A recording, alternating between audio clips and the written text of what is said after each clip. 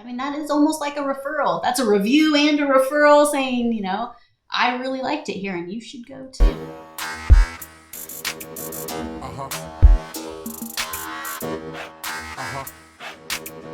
Hey, welcome to Smart AF. I'm your host, Torie Mathis. We have got a great show for you today, so let's get started. So the craziest thing happened.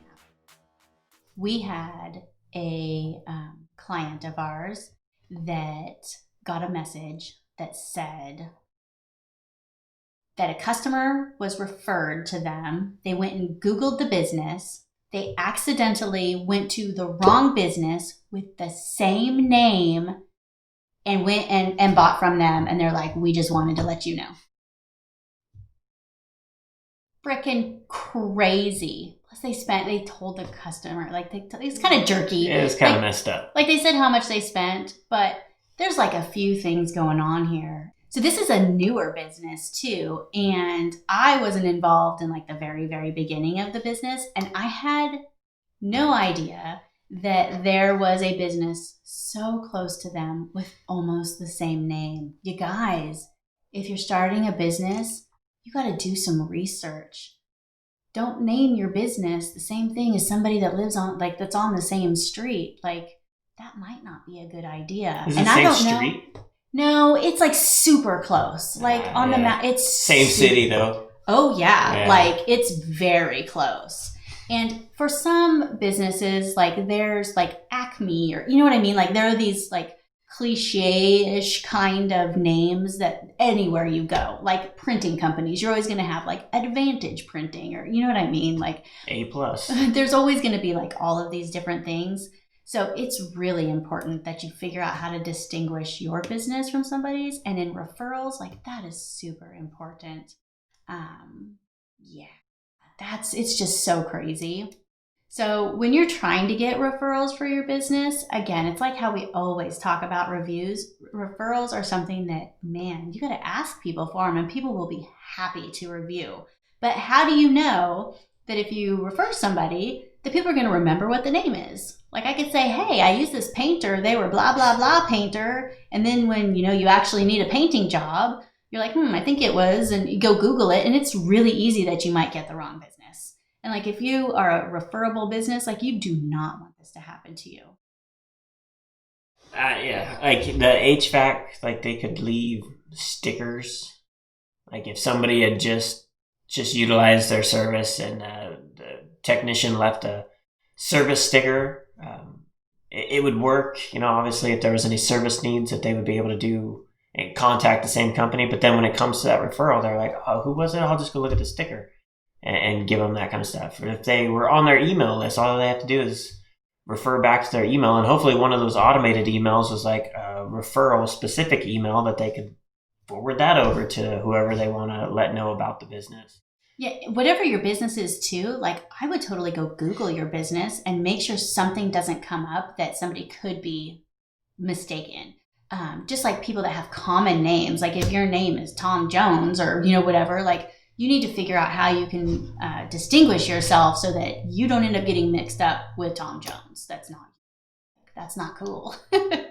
Right? And I mean, even if you are the top dog of your business and your business name, there's nothing that says that there isn't somebody else out there trying to ride your coattails as well. And that definitely could be. I don't know which business came first. I did go and Google it, and I did see the other company with the very, very similar name. And Google-based searches are based on where you're at. Look, it's location-based. So if that person that was Googling it happened to be closer to the other company, like they would come up first. It would be a super easy mistake. And so knowing that, like, I talked to them and said, like, maybe leave some type of referral slip. Like, let's make something, design something so that they can leave it with people and say, hey, refer us. And then that way they're giving them the correct information. That would be like the place I used to go get my hair done. If I said, oh, yeah, I really like that, my hair girl, go to the Aveda salon in Alpharetta. How many Aveda salons are in Alpharetta? Like, you'd have no idea. Like, I know where it's at, I could tell you, but if somebody was just like, oh, Torie really likes them, and went and Googled that, it's really easy that they would go to the wrong one. So especially if you live in a place where it's very densely populated and there's a lot of businesses, Like that could totally happen to anybody's business. So you got to make it easy to be found and remembered and shared. Now, even the tree cutting service we had when we took a walk in the neighborhood, and it's like one house is definitely getting their trees cut because there was a sign in the front yard, and the next thing you know, the neighbor on each side of that house had it, the same sign, and then another one down the street, and it's like now all of a sudden this tree cutting service like did half the street. It didn't magically happen. No, they did that on purpose. They had a plan. What I say, a little bit of planning and a little bit of intention. Like, and that could be so many different businesses. Remember when we lived somewhere that in the neighborhood a house sold, and so they went and left stuff on the mailboxes of every single house, like in the surrounding area.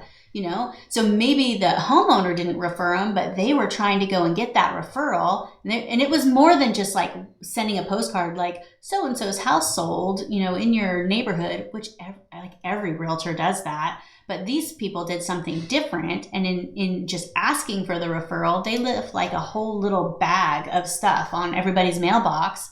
And so you went out there. It was very memorable.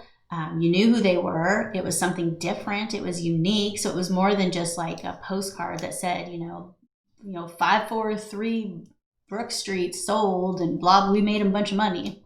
Nobody does that. So it was cool that they did something totally different. That's sort of like promo type stuff too. A lot of businesses, they want to order magnets and pins and buttons and all kinds of just random crap with their logo on it, or hopefully a little bit more business information, some contact information, but sometimes it's just a logo, which really doesn't do them any good. But so many times these businesses, they order that stuff and there's no intention behind it. It's straight up a waste of money because it like nobody's going to want that kind of stuff. So no matter how you hand it out, it's not being utilized at all. And there's so many different things you could do. So even if you wanted to go down that route and buy something like that you can give out to people that has your logo or business contact information on it, think of something that people would actually want. Not something like, well, thanks for this crap, and toss it away. Even pins, like pins people use, the pins are easily misplaced and put in drawers and taken by somebody else that's borrowing it and all that, which, in that sense might be good, but by the time anybody notices it, the ink is rubbed off of it anyway, so they can't even tell. Versus something, I had an insurance company. I was at a show, and they gave me a little tin, and it was full of mints, like these tiny little mints, like just breath mints. Like Altoids? Yeah, like Altoids. Okay. The damn thing's still sitting in my car. Like, just sitting on, like, now I personally won't actually need them for anything. But if I was in the market and the guy I was with, he got one as well, and he like totally is all for it because he is or was in the market for it. But even if I didn't want, those, you're not going to use the insurance. I thought you weren't going to use the breath mints. Yeah, I'm totally using the breath mints. Everybody can use those. I'm totally using them. But the insurance, we have USAA, and there's no reason to change and go do anything else. But and like. Something like that, like even if I personally didn't want to use the breath mints, like they're wrapped and super nice, that's something I give to somebody else and they could use. You never know what comes out of that, but it's something that's has a little bit more intention behind it versus just throwing money away on stuff. When I worked for the real estate publishing company, we used to design, I think this was actually some side work I used to do. We would design things for realtors for them to hand out that were different than just regular, pens and tchotchke type items. And one of the things I thought always was cool was that they would design whatever the local sports team was. If they were in like a big area where they had a popular football team or whatnot, NFL team, some areas just don't have them. They would put the schedule on there for the whole entire season. Because then people would, some of them did magnets and some of them just did postcards, but it was something that somebody would actually hold on to for the whole season because it was something really easy that they would be able to access. So I think something like that, like again, a little bit of intention and planning, like what in your area would they want, something like that,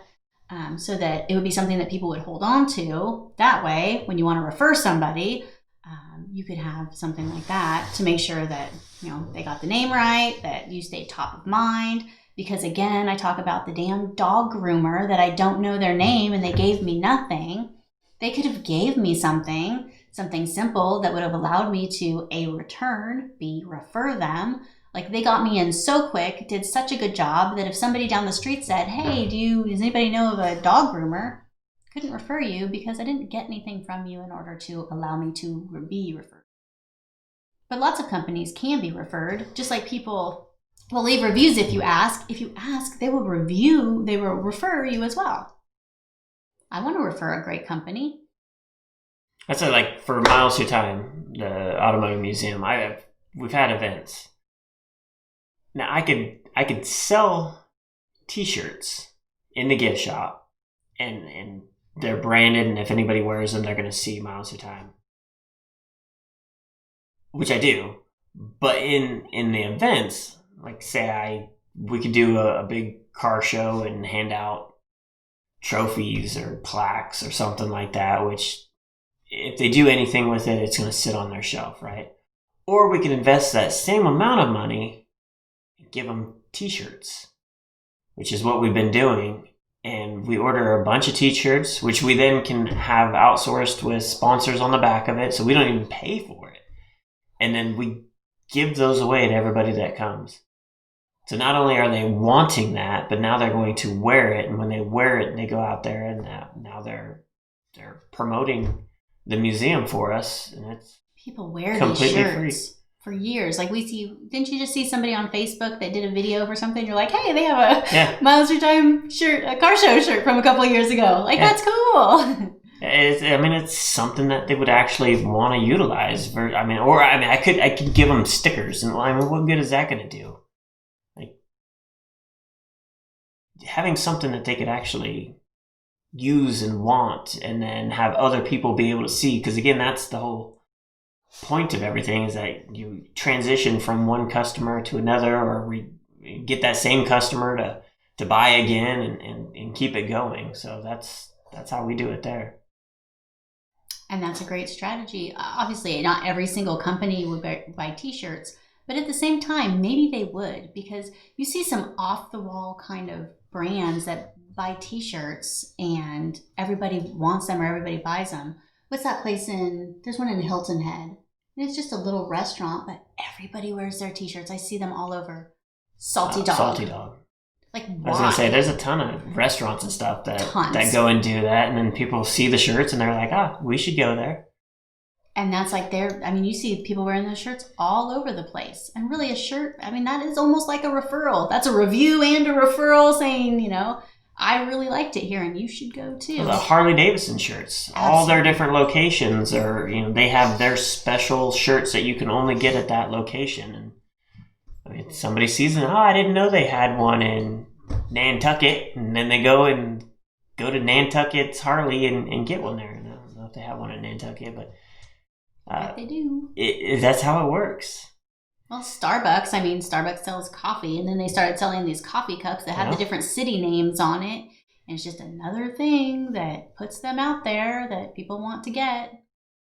I think that's a cool way to grow your brand and do things that are a little bit different than just buying tchotchke stuff.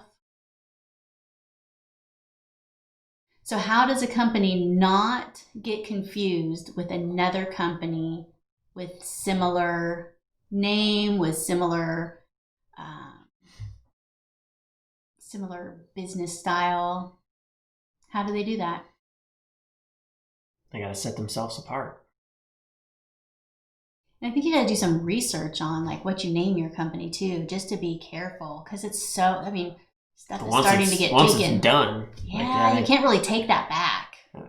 They could go. He could change it, but that's not going to be a cheap change, or easy. Maybe then it's time for like some type of rebranding, so that you have like something so unique that they say that it's the blah blah company. You know what I mean? trying to think of an example of somebody that like some type of, I don't like caricatures for businesses, but that might be a time when you're like, it's the one with the whatever caricature. You know what I mean? Something that just makes it unique because, man, some names are just so. You have to have service vehicles or something like that. They're the ones that are always the pink Jeeps or, something that, the Pink Panther insulation. Like you know that brand because of that Pink Panther. Yeah. And nobody should know a brand of house insulation. Nobody cares. Right. But it's memorable. Mm-hmm. Yeah, making your business memorable in some way, definitely important. So if you like this episode, be sure to share it and review us. Or why not subscribe to our channel or our podcast? We'd really appreciate it, and I'll see you on the next show. If you want to get smart tools to build your business, go to besmartaf.com.